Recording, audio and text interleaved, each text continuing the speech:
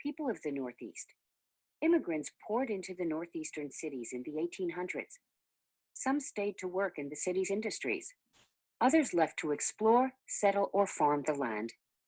All of them brought the culture and traditions of their countries to their new homes in the United States. That's why America is often called a melting pot.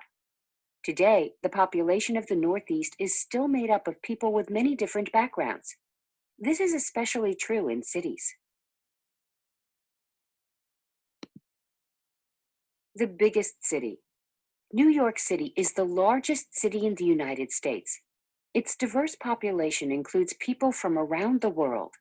Sights, sounds, smells, and traditions of different cultures surround visitors. Many new immigrants settle near people who came from the same country.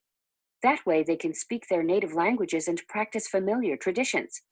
In some neighborhoods, many residents speak Spanish. Chinatown resembles streets in China, with markets selling traditional foods.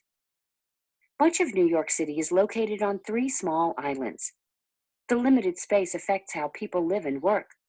Buildings with apartments and offices stretch up instead of outward. These are called skyscrapers. Some New Yorkers live outside the city center, where there is a little more space. Many of them travel to work by train. Others take ferries that go between the islands and the mainland. Some drive across bridges, such as the Brooklyn Bridge. Town and country. Maine, New Hampshire, Vermont, and Upper New York are the region's most rural areas. Populations there are much smaller. Some people work on farms where they grow fruits or vegetables or raise dairy cows. Many people own or work at small businesses that serve the community. Grocery stores, farm equipment suppliers, and clothing stores provide residents goods as well as employment.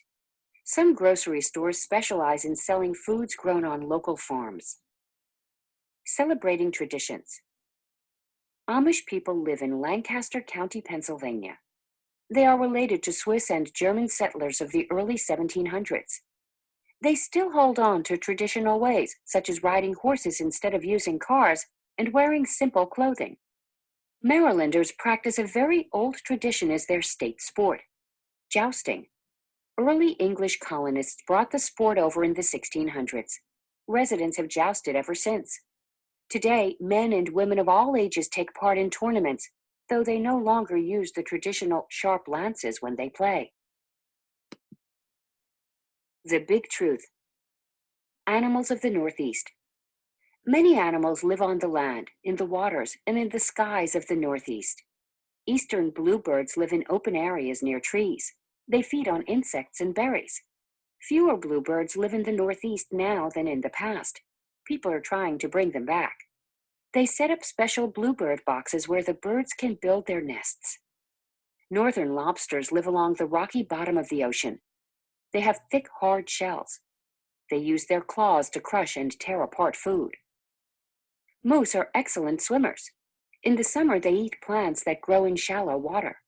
They can dive to reach deeper water plants.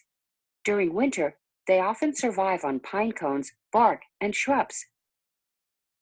Eastern gray squirrels collect nuts and scurry up trees in parks, forests, and backyards.